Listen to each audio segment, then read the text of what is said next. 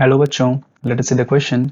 सो इस क्वेश्चन में हमको एक कॉम्प्रिहेंशन दिया गया है और साथ में हमको एक टेबल भी दी गई है। टेबल में क्या कहा गया है, एम एक्स एन टाइप के कंपाउंड्स हैं जहाँ पे एन की वैल्यू 2, 3 या 4 हो सकती है। और ये जो एम एक्स एन टाइप के कंपाउंड्स हैं, ये कौन कौन से कंपाउंड, हमारे पास 5 कंपाउंड्स हैं जो एम एक्स एन टाइप के हैं, ठीक है ना।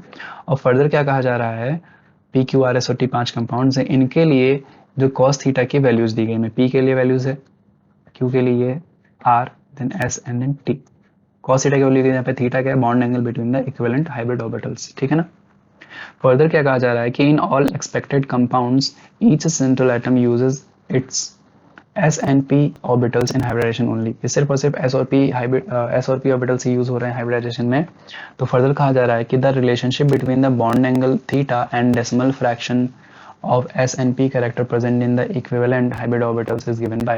और साथ में हमको यहाँ पे एक फॉर्मूला दिया गया है, फिर रिलेशन दिया गया है जो बताता है कि जो बॉन्ड एंगल है और जो परसेंटेज पी और एस कैरेक्टर है उनके डेसिमल फॉर्म में उनमें क्या रिलेशन है, ठीक है। जहाँ पे एस क्या है, decimal fraction of percentage S character and in the equivalent hybrid orbital, और पी क्या है, decimal fraction of percentage P character in the equivalent hybrid orbital.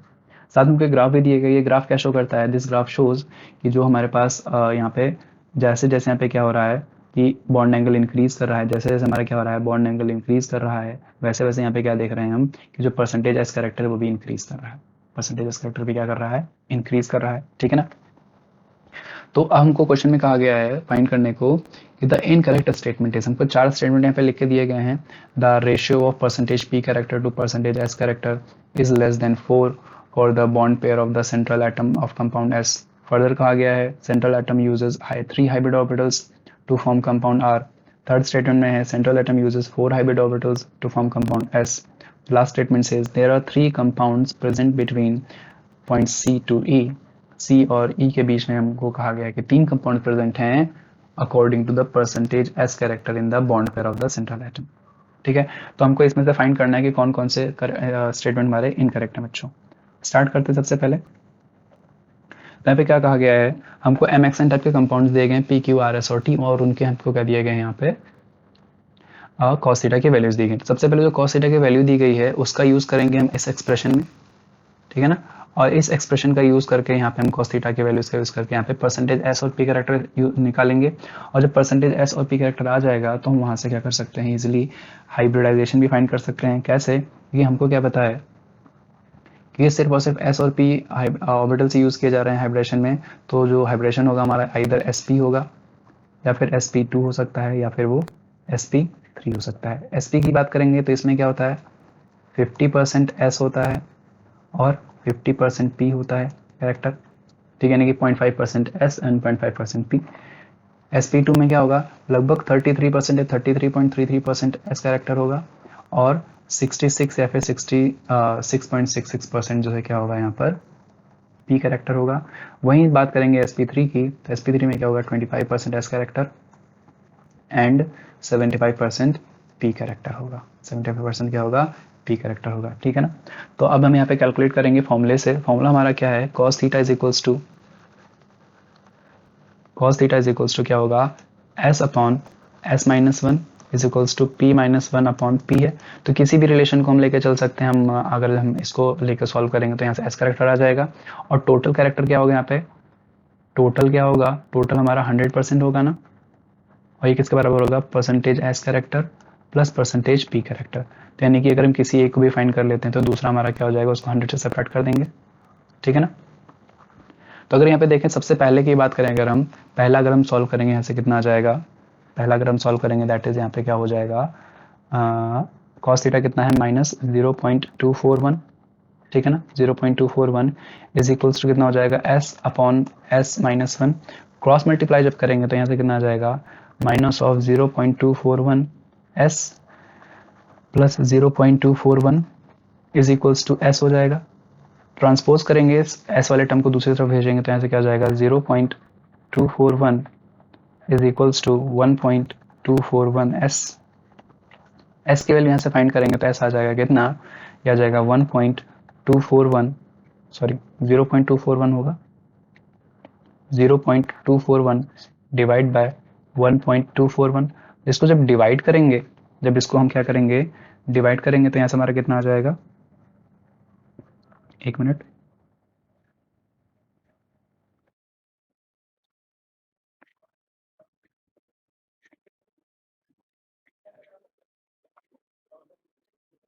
यहाँ से कितना आ जाएगा हमारा, it will be equal to nearly, एक मिनट हमारे पास देख लेते कितना है, 0.241 ही तो है, ठीक है। तो 0.241 को डिवाइड हम किससे कर रहे हैं, 1.241 से, ठीक है। तो ये रफली हमारा आएगा परसेंटेज एस कैरेक्टर, यहाँ से कितना आ जाएगा, it will be nearly equal to 0.19% या 0.194%। परसेंटेज एस कैरेक्टर यहाँ से कितना आ जाएगा, रफली मैं बोल सकता हूँ 0.20%। मैंने इसको लगभग 20% मान लिया है, मतलब सॉरी ये परसेंटेज नहीं तो डेसिमल में आया ना हमारा भी, ठीक है ठीक है ठीक है। तो 0.194 आया है, और 0.194 को हमने क्या किया, जब इसको परसेंटेज में करेंगे, this implies percentage S character हमारा कितना आ जाएगा, 100 से मल्टीप्लाई कर देंगे इसको तो 19.4% आ जाएगा, 19.4% आ जाएगा। जब एस कैरेक्टर आ गया है तो दिस इम्प्लाइज, यहाँ से हम देखें परसेंटेज पी कैरेक्टर भी आ जाएगा, 100 से सब्ट्रैक्ट करेंगे इसको तो रफली कितना आ जाएगा, ये 80% आ जाएगा लगभग, रफली कितना आ जाएगा, ये 80% आ जाएगा, ठीक है। हमने जो है परसेंटेज, एक मिनट क्या हो रहा है ये, हाँ ये, ठीक है ना।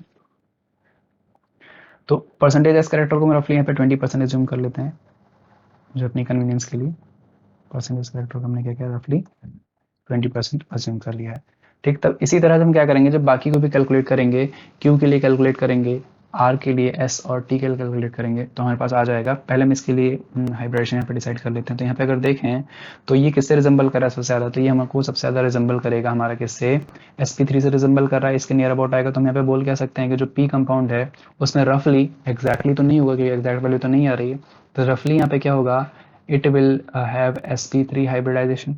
ये क्या करेगा, sp3 हाइब्रिडेशन एज्यूम करेगा। इसी तरह जब बाकी के भी हम एज्यूम करेंगे, क्यूब में भी जब कैलकुलेट करेंगे सेम सेम तरीके से, सेम फॉर्मूले से, तो यहाँ भी क्या आएगा, ये भी हमारा क्या होगा, sp3 के नज़दीक ही आएगा। कंपाउंड आर हमारा क्या करेगा, ये sp2 शो करेगा, ठीक है ना। एग्जैक्ट किसी में आएगा, किसी में रफली आएगा, ठीक है। फिर बात करें जो कंपाउंड एस है, ये क्या करेगा, this will also have sp3 hybridisation, and जो कंपाउंड टी है ये हमारा क्या होगा, ये sp2 हाइब्रिडेशन शो करेगा, ठीक है। ये बात हो गई। अब हमने देख लिया कि सब में कौन कौन से जो है हाइब्रिडेशन शो कर रहे हैं। फर्दर क्या कहा जाता है क्वेश्चन में कि the ratio of percentage P character to percentage S character is less than 4 for the bond pair of compound S. Compound S कौन सा हमारे पास, कंपाउंड एस हमारा ये है, इसमें हाइब्रिडेशन कौन सी है, sp3 है। तो अगर sp3 है कंपाउंड एस के लिए, कंपाउंड एस के लिए देख रहे हैं sp3 हाइब्रिडेशन है, यहाँ से हम बोलेंगे क्या कि परसेंटेज एस कैरेक्टर कितना होगा, ये रफली हमारा 25% होगा, ठीक है ना। और परसेंटेज पी कैरेक्टर कितना होगा, दिस विल बी रफली 75%, दिस विल बी रफली 75%। तो क्या कह रहे हैं यहाँ पे कि जो रेशियो है किसका, percentage P character to percentage S character, तो percentage P character, percentage P character और परसेंटेज एस कैरेक्टर का जब हम रेशियो निकालेंगे इतना हो जाएगा, ये 75/25 हो जाएगा ना परसेंटेज में, ये आ जाएगा 3, ये कितना आ जाएगा, 3 आ जाएगा। और यहाँ पे क्या कहा गया था, इज क्या कहा गया, इज लेस देन 4, तो क्लियरली यहाँ पे क्या दिख रहा है, जो 3 आ रहा है क्लियरली क्या है, लेस देन 4 है ना, यानी कि परसेंटेज पी कैरेक्टर और परसेंटेज एस कैरेक्टर का जो रेशियो है कंपाउंड एक्स में क्या है, लेस देन 4 है, यानी कि ऑप्शन ए तो हमारा क्या है, करेक्ट है। ऑप्शन ए क्या है, करेक्ट है। पूछा क्या गया था हमसे, इनकरेक्ट पूछा गया था, तो ये तो हमारा आंसर नहीं होगा। फर्दर बात करें कि central atom uses 3 hybrid orbitals to form compound R. Compound R की बात करें, कंपाउंड आर हमारा क्या है, कंपाउंड आर में है हाइब्रिडेशन sp2 है, sp2। अब sp2 हाइब्रिडेशन है तो कहा जा रहा है कि ये कितने हाइब्रिड ऑर्बिटल का यूज करेगा, 3 यूज करेगा। तो क्या ये सही की गलत है, तुम देखें sp2 कैसे बनेगा, एक s और 2 p ऑर्बिटल्स होंगे, ये कंबाइन होंगे, एटॉमिक ऑर्बिटल्स कंबाइन होंगे, देन हमारे क्या होंगे, 3 हाइब्रिड ऑर्बिटल्स बनेंगे, 3 sp2 हाइब्रिड ऑर्बिटल्स बनेंगे ना। यानी कि यहाँ पे क्या हो रहा है, कंपाउंड आर को फॉर्मेशन के लिए क्या हो रहे हैं, 3 हाइब्रिड ऑर्बिटल यूज कर रहा है सेंट्रल एटम। तो बिल्कुल ये वैलिड है हमारा, यानी कि ऑप्शन बी भी हमारा क्या है, करेक्ट स्टेटमेंट लिखा हुआ है। अब यहाँ पे स्टेटमेंट करेक्ट की बात करें, आंसर की हम बात नहीं कर रहे हैं। थर्ड स्टेटमेंट की अगर बात करें, थर्ड स्टेटमेंट में क्या लिखा हुआ है कि central atom uses 4 hybrid orbitals, central atom uses 4 hybrid orbitals to form compound S. Compound S फिर से देखें, sp3 हाइब्रिडेशन है, अभी ऊपर देखा हमने। अगर ये sp3 है तो ये क्या करेगा, एक s और 3 के तीनों p जो हमारे क्या हो जाएंगे, यूज हो जाएंगे, इनके एटॉमिक ऑर्बिटल्स कंबाइन होंगे, इनके एटॉमिक ऑर्बिटल्स क्या होंगे, कंबाइन होंगे, और यहाँ से क्या बनेगा हमारे पास 4 हाइब्रिड ऑर्बिटल्स बनेंगे जो sp3 कहलाएंगे, ठीक है। तो यहाँ भी क्या लिखा है कि 4 हाइब्रिड ऑर्बिटल्स कंबाइन होते हैं कंपाउंड एस्को फॉर्मेशन के लिए, तो ये भी हमारा क्या है स्टेटमेंट सी भी क्या है करेक्ट है। फर्दर बात करते हैं लास्ट स्टेटमेंट की। लास्ट स्टेटमेंट में क्या दिया है हमें, there are 3 compounds present between C and E. Point C हमारा यहाँ पे दिया गया है, पॉइंट ई हमारा यहाँ पे दिया गया है। कहा है इनके बीच में हमारे 3 कंपाउंड्स लाई करेंगे according to the percentage S character in the bond pair of central atom. तो 3 कंपाउंड्स क्या इसके बीच में लाई कर रहे हैं, इनके बीच में मतलब क्या कि जो हमारे पास क्या होंगे, सी पे हमारा कितना है परसेंटेज एस कैरेक्टर कितना है सी पर हमारे पास, दैट इज 30% है। और ये यहाँ पे है सी पर है, और ई पर कितना है, ई पर हमारे पास है 50%। ठीक है, डेसिमल में आप इसको 100 से मल्टीप्लाई करेंगे तो 30% और 50% हो जाएगा। तो हम देखें यहाँ पे कौन कौन से कंपाउंड्स है जिसमें ग्रेटर देन 30% है और 30 और 50% के बीच में परसेंटेज एस करेक्टर आता है। तो 30 और 50 के बीच में परसेंटेज एस करेक्टर किसमें किसमें आएगा, जहाँ पे हाइब्रिडेशन हमारा क्या होगा sp2 होगा और क्या होगा हमारे पास sp होगा।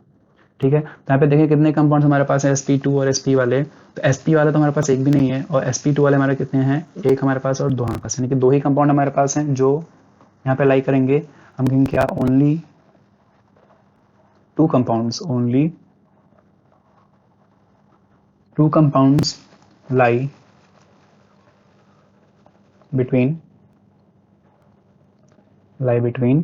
C and E according to percentage S character in bond pair of central atom। ठीक है, तो इन्होंने क्वेश्चन में क्या कहा, क्वेश्चन में कहा था कि 3 हमारे लाई करेंगे कंपाउंड, बट यहाँ पे क्या है सिर्फ और सिर्फ 2 ही कंपाउंड्स लाई कर रहे हैं जिनमें sp2 हाइब्रिडेशन हमारे पास है। वो कौन कौन से कंपाउंड्स हैं, वो कंपाउंड हमारे पास, एक तो हमारे पास R है, R, और दूसरा कौन सा है हमारे पास T। ठीक है ना, R और T ही 2 कंपाउंड होंगे जो C और E के बीच में लाई करेंगे, C और E के बीच में यहाँ पे लाई करेंगे। क्वेश्चन में कहा गया था कि 3 कंपाउंड्स, यानी कि ऑप्शन जो स्टेटमेंट डी है वो हमारा क्या हो जाएगा, इनकरेक्ट हो जाएगा।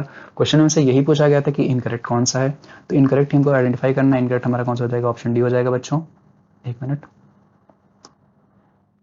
हाँ, ऑप्शन डी कौन सा हो जाएगा हमारा यहाँ पे, ऑप्शन डी इनकरेक्ट हो जाएगा। यही हमको आइडेंटिफाई करना था, तो ऑप्शन बी हमारा करेक्ट आंसर हो जाएगा इस क्वेश्चन के लिए। I hope you understood, best of luck.